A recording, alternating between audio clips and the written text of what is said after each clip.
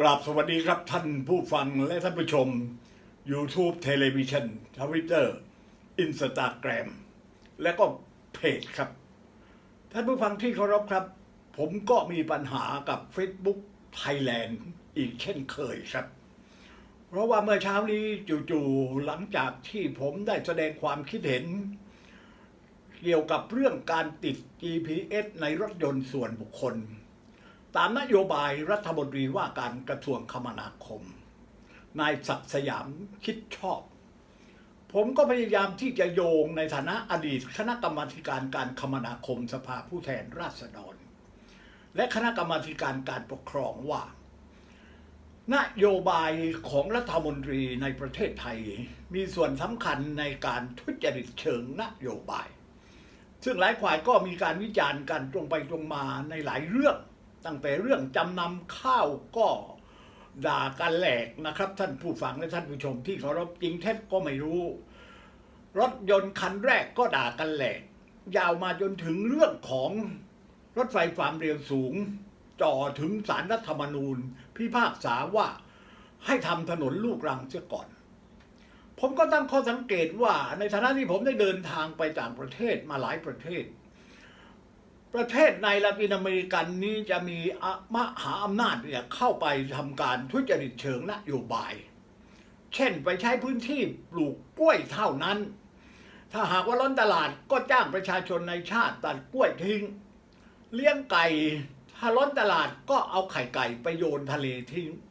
อันนี้ก็เป็นเรื่องที่มันมีมามากมายแล้วนะครับท่านผู้ฟังและท่านผู้ชมที่เคารพเพราะฉะนั้นนโยบายกระจอกงอกง่อยเรื่อง GT 200ที่มาหลอกประชาชนกันทั่วโลกว่าเป็นไม้ชี้ผีประสิทธิภาพดีสามารถตรวจระเบิดตรวจอะไรต่ออะไรได้มากมายสุดท้ายก็เป็นเรื่องของละครลวงโลกปรากฏว่าเรื่องดังกล่าวนี้ตอนเตือนกันก็ไม่มีใครเชื่อฟังล่ะครับท่านผู้ฟังว่ากองทัพไทยกองทัพบกที่นำเครื่อง GT 200มาขายกันนี่มันน่าจะถูกขบวนการต้มตุ๋นหลอกลวงและให้เงินทอนสูงอันนี้เป็นเรื่องจริงจังและในที่สุดก็พบว่าประเทศไทยของเราถูกล้างผลาญภาษีราษฎรไปเป็นจำนวนมากคำถามก็คือว่า Facebook Thailand เป็นสื่อชนิดหนึ่งที่ขณะนี้ก็เป็นสื่อโจรนะครับท่านผู้ฟังที่เคารพโดนศาลอเมริกันสั่งจ่ายเงินทุจริตที่ Facebook เนี่ยมาขโมยข้อมูลของผู้ใช้บัญชีเนี่ยไปทำประโยชน์ทางธุรกิจคือพูดง่ายๆก็คือมาขโมยข้อมูลทั้งหลายที่ผู้เป็นสมาชิกเนี่ยเอาไปทำประโยชน์ให้แก่ธุรกิจในด้านต่างๆเขาปรับถึง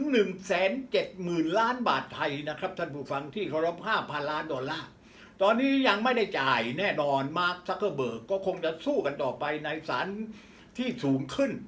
อันนี้ก็เป็นตัวอย่างชัดนะครับท่านผู้ฟังที่เคารพว่า Facebook ที่ออกมาเนี่ยเบื้องหลังก็คือการประกอบอาชญากรรมเพราะฉะนั้นวันนี้มันก็เป็นการพิสูจน์ได้แล้วว่า Facebook Thailand ก็เป็นกระบวนการที่คอยรับใช้ธุรกิจในประเทศไทย Facebook Television YouTube Television ของผมนี่ก็เป็นข้อมูลที่ผมเองเป็นอดีตคณะกรรมาการของประเทศไทยในสภาผู้แทนราษฎรไทยเป็นผู้สมัครสมาชิกวุฒิสภาได้คะแนน2,867 คะแนนก็ทำการตรวจสอบการใช้อำนาจรัฐตามบทบัญญัติรัฐธรรมนูญภายใต้พระบรมราชโองการในพระปรมาภิไธยและกฎหมายผมเองก็เป็นคณะกรรมาการสื่อสารและโทรคมนาคมก็พยายามผลักดันนะครับออกกฎหมายต่างๆมาเพื่อคุ้มครองผู้บริโภคไม่ให้สื่อมวลชนทั้งหลายเนี่ยทุจริตในการนำเสนออะไรที่เป็นไปตามรัฐธรรมนูญเช่นเป็นต้นว่าการตรวจสอบการใช้อำนาจรัฐเรื่องการทุจริตการตรวจสอบเชิงนโยบายของรัฐเราก็ต้องให้ทำกันได้นะครับในสื่อสารมวลชนทุกประเภททีนี้ปัญหาก็คือว่า Facebook Thailand นี่ใช้วิธีการแบบช่อฉนอำนาจเถื่อนละเมิดรัฐธรรมนูญตลอดมาเรื่องนี้เป็นเรื่องใหญ่มากครับสมาชิกสภาผู้แทนราษฎรสมาชิกวุฒิสภาในฐานะผู้แทนปวงชนชาวไทยไม่มีความรู้เรื่องนี้มากมายพอแล้วก็ไม่ใส่ใจใยดีเพราะ ไอ้เฟซบุ๊กของพวกตนที่ทำเนี่ยมันกระจอกที่ดีครับท่านที่เคารพครับคือข้อมูลไม่มีเป็นการพูดพาเมียเที่ยว หรือไม่ก็เป็นการทำงานแบบระบบราชการปกติมันไม่กระทบกระเทือนอะไรใครแล้วก็ไม่สามารถที่ขัดขวางผลประโยชน์เถื่อนของธุรกิจเถื่อนระหว่างชาติที่เข้ามาทำร้ายประชาชนในชาติเขาก็เลยไม่โดนอะไรครับท่านที่เคารพครับทีนี้ของผมเนี่ยเป็นการเสนอข้อมูลที่ตรงไปตรงมาอ้างรัฐธรรมนูญพระบรมราชโองการ แล้วก็มีอำนาจหน้าที่สิทธิเสรีภาพตามที่รัฐธรรมนูญคุ้มครองให้มี อันนี้เรื่องใหญ่ แต่เจ้าหน้าที่ใน Facebook Thailand ไม่รู้ใครหน้าตาเป็นยังไงก็ไม่รู้เป็นไอ้พวกเกตาโปอยู่ใต้ดินพออยู่ๆอันไหนก็ไม่รู้บอกว่าขอปิด7 วันแล้วนี่ของผมก็เมื่อเช้าอยู่ๆปิด7 วันก่อนแล้วโดยอ้างว่าที่ผมเสนอนั้นเป็นการขัดมาตรฐานชุมชนเรียกว่าเสนอเรื่องทุจริตนโยบายสร้างความเกลียดชังให้เกิดขึ้นให้ใครไม่รู้สร้างความเกลียดชังนี่เป็นการใช้สื่อโลกโซเชียลปกป้องสิทธิผลประโยชน์ของประชาชนเป็นอำนาจตามพระบรมราชโองการในพระปรมาภิไธยของพระมหากษัตริย์เป็นมติของที่ประชุมรัฐสภาเป็นมติมหาชนที่ผ่านประชามติตามที่อ้างกันเรียบร้อยแล้วแล้วก็ปรากฏเป็นลายลักษณ์อักษรว่าผมจะต้องได้รับการคุ้มครองและรับรองให้มีสิทธิเสรีภาพนั้นแต่อยู่ๆปรากฏว่าเฟซบุ๊กตามใจตัวเองครับพิพากษาเลยไม่ได้แจ้งจับผมเลยไม่ได้แจ้งบก.ปอท.เลยกูจะปิดเสียอย่างก็สร้างความเกลียดชังสร้างความเกลียดชังต่อชุมชนมาตรฐานชุมชนไม่รู้เขาใช้มาตรฐานอะไรมันไม่มีคำพิพากษาอะไรที่ชัดเจนว่าอะไรที่คุณใช้คำพิพากษานั้นนี่มันก็คือแกตาโบอำนาจเถื่อนเพราะฉะนั้นในวันนี้ต้องขอบคุณ YouTube นะครับท่านผู้ฟังและท่านผู้ชมที่เคารพต้องขอบคุณ Twitter ที่ยังดำรงคงไว้ซึ่งสิทธิเสรีภาพตามพระบรมราชโองการในพระมหากษัตริย์ไทยซึ่งเป็นประมุขสูงสุดของชาติและเคารพอำนาจบริหารนิติบัญญัติรัฐสภามันควรจะเป็นไปตามกระบวนการนี่ใช้อำนาจเถื่อนทุกแผ่นพิมพ์เลยครับท่านผู้ฟังที่เคารพองค์กร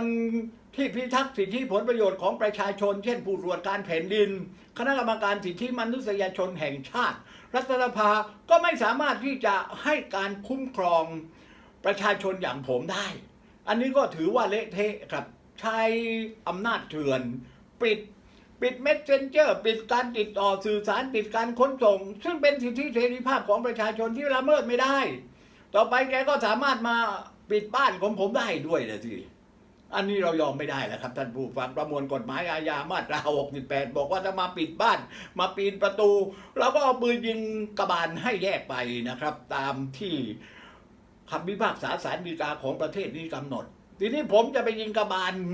Facebook Thailand ที่ไหนมันไม่ปรากฏตัวมันอยู่กับสายลมแสงแดดเป็นอำนาจมืดเกตาโปอำนาจเถื่อนเพราะฉะนั้นก็ขออนุญาต YouTube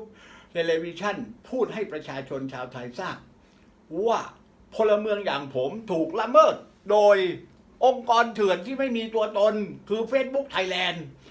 นึกจะเปิดก็เปิดนึกจะปิดก็ปิดบอกปิดเป็ดจัด7 วันก่อนและผมจะติดต่อสื่อสาร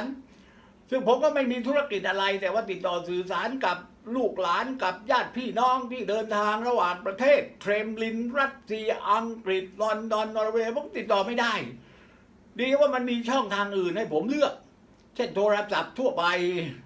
หรือว่าทวิตเตอร์หรือว่าอินสตาแกรมนี่มันเป็นสงครามฮฤโหดแล้วก็เป็นการละเมิดที่รัฐบาลนี้ก็ชอบครับเพราะว่าอะไรก็ตามที่ทำให้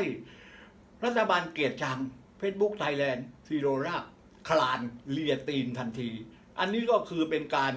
เลวทรามต่ำช้าที่สุดที่ประเทศไทยและรัฐไทยปล่อยให้สิ่งนี้ถูกละเมิดได้ยังไงประธานาธิบดีโดนัลด์ทรัมป์